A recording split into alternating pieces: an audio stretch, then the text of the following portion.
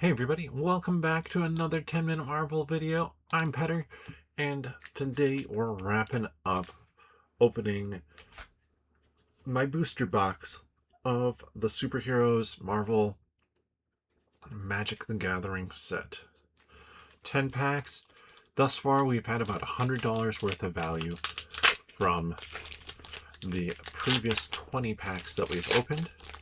So, let's see what we can get in this section. We still need to make about another 50, I think, to hit that break-even point if I were to sell them all. Now, I'm not going to. I'm going to be ordering a binder here to get them all slotted into and try and get a complete, what they call master set. A one card of everything here, because this is superheroes and I love me some Marvel.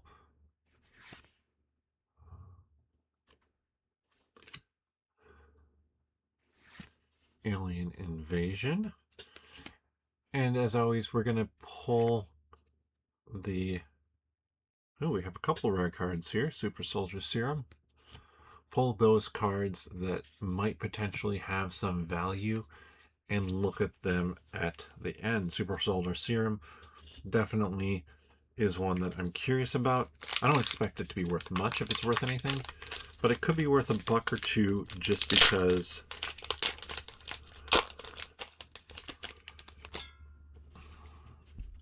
utility usage for that. Brave Brawler, Hydra Infiltration, Helicarrier Strike, Widow's Bite, Chomp,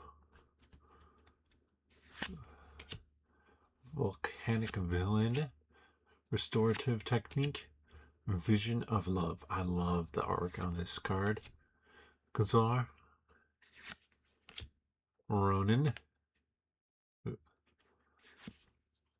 Quake, Hawkeye, Master Marksman. Here's my foil, the Tuma, our planes, and then our token. Tokens are just kind of placeholders for things that don't actually have a card but get created by a card. So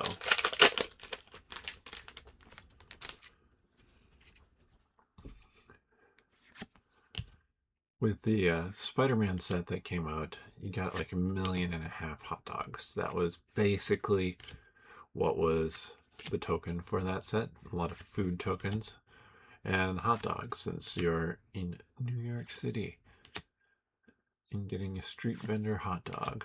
Wonder Man, Ghost, Spectral Saboteur. Here should be our rare, Fin Fang Foom. And then our foil, land, Galactus card, Squirrel token. Yeah, Galactus token, Squirrel token.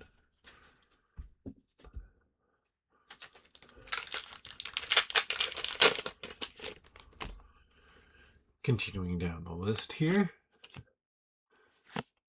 Not really list, continuing down the packs. Undercover Scroll, like that one. That's good artwork there. And you can always slow the video down, pause, Viv Vision. I wonder if we'll get Viv Vision in Vision Quest this year. I hope so. Thor Odinson. Stature. Absorbing Man. And then our foil there. Land. Token. With some shawarma on the back.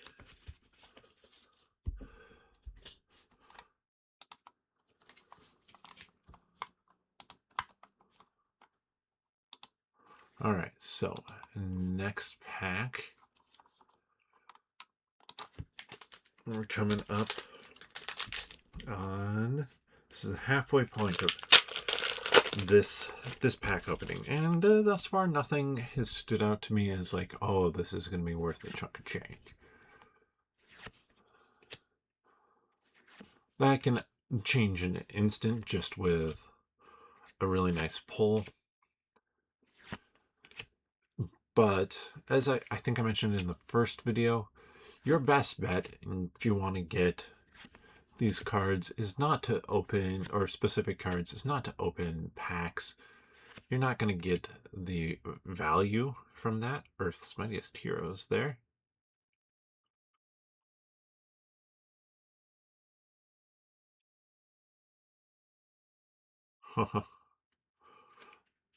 That is a fun card.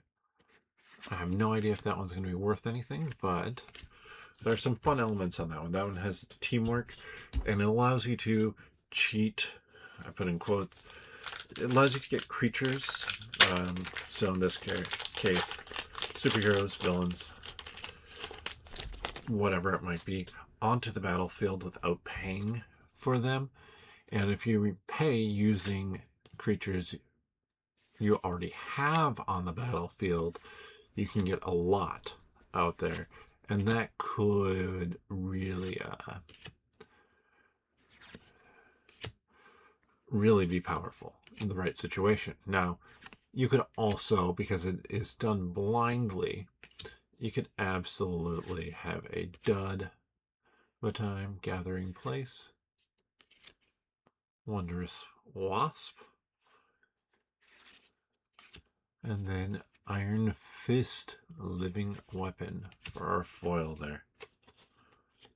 And then just a blank token card so you can create the token that you need.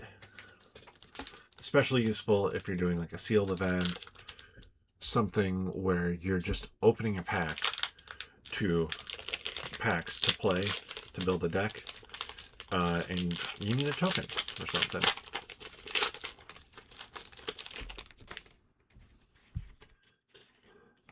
But if you're opening like I am here, opening a whole box, you're going to get basically all the tokens anyways, so less useful for me.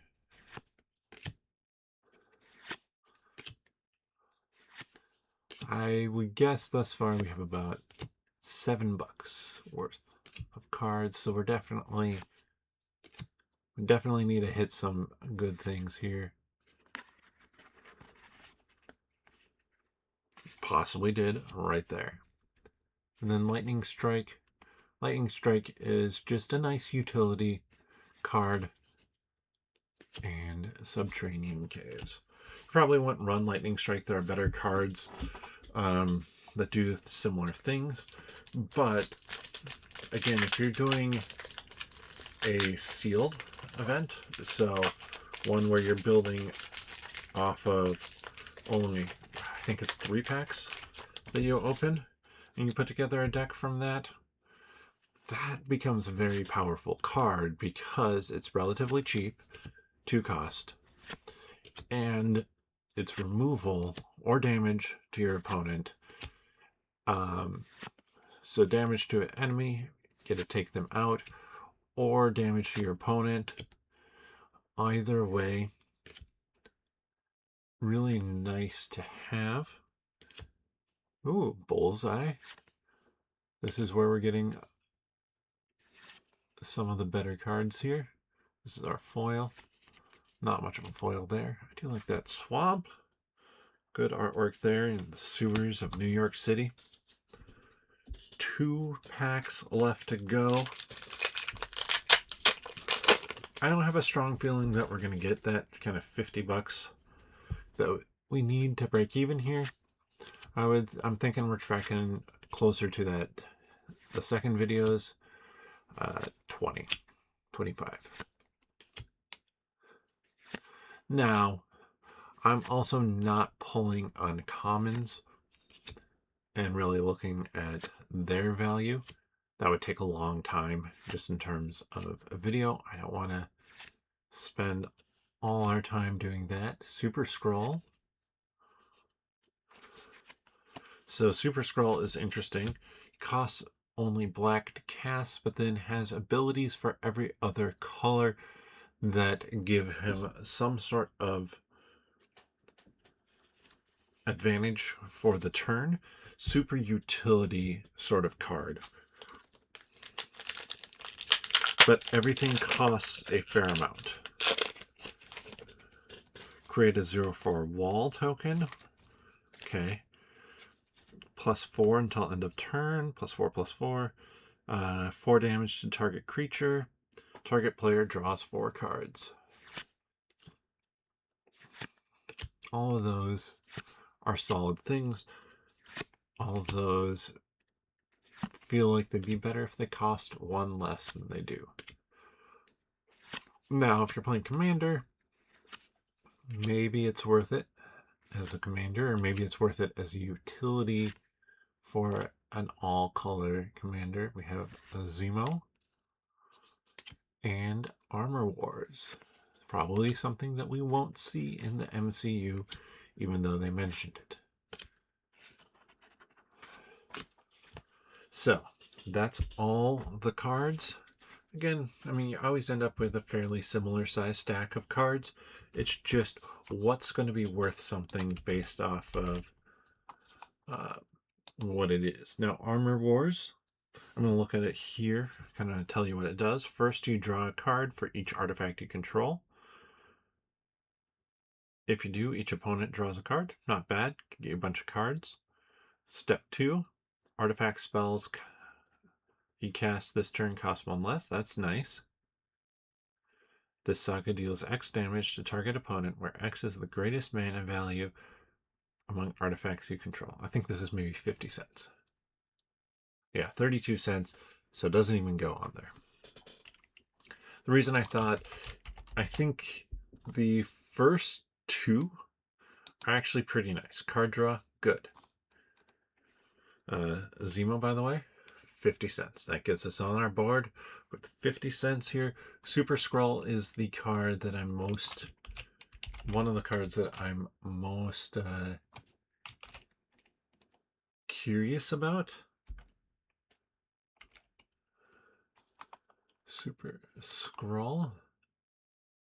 Yeah, 25 cents. I thought, looking at it, I was like, okay, this could surprise me and be worth something, but the reason I was kind of suspecting it wasn't going to be, also Jane Foster, by the way, 50 cents or so, so we're up to $1. The reason I didn't think it probably would be is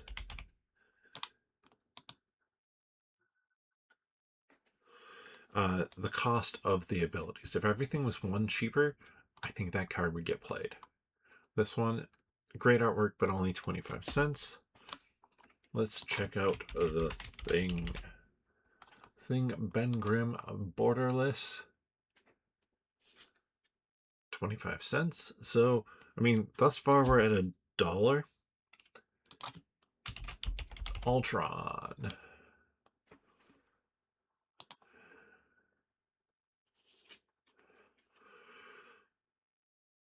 So now we're at $29.25.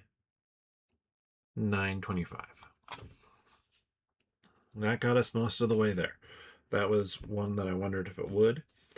Whenever another non-token artifact you control enters, you may pay 2. If you do, create a token that is a copy of it. If the token isn't a creature, it becomes a 2/2 robot villain creature in addition to its other type. That's cool. Yeah, I can see why that is. Plus, it's a 3 cost. Now, it's interesting because it has no color. So, not sure how you would build like a commander deck around that. But it still could be a cool build. So, we were at $28.25, $28.75 with the Wasp there.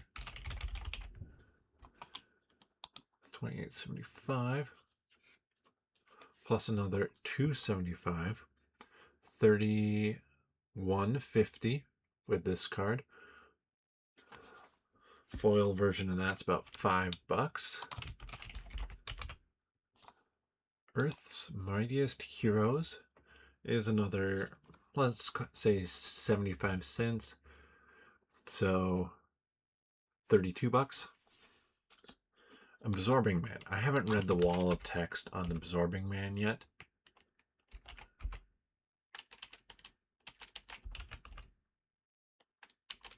nor can I type it correctly. Absorbing Man, though, vigilance, which means if it attacks, it can still block.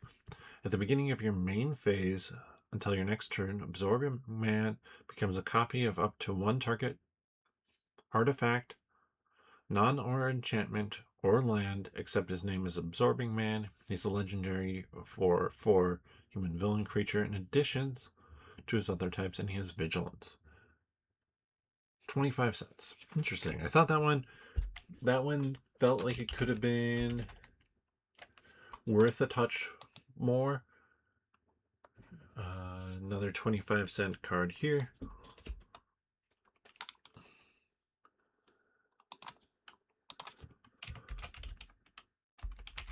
Hawkeye, Master Marksman. Another 25 cents. So right now we're about 30. I don't think in the two remaining cards, don't think we have $20 worth of value. Super Soldier Serum, $1. So 33 bucks, let's say. And the final one is Alien Invasion. I'm going to read the words on Alien Invasion first to try and to guess. At the beginning of combat on your turn, create a 1/1 red alien creature token with haste. This creature token attacks each combat if able. Put a +1/+1 counter on it for each invasion counter on this enchantment, then put an invasion counter on there. So you're just getting small aliens to larger aliens. 25 cents. If it read something other than alien, that's where you would have gotten your value. But alien is not a normal Magic the Gathering keyword. Or faction, I should say. Well, that's all 30 packs in the booster box. I want to open more. But I want to get these sorted, figure out what I have, and get them into a binder coming up here. So thank you so much for watching. Hopefully you had a good time with this. If you did, give the video a thumbs up. Check out the other videos in the series, as well as the ones where I'm opening up collector's packs. And drop a comment with who you'd build a deck around.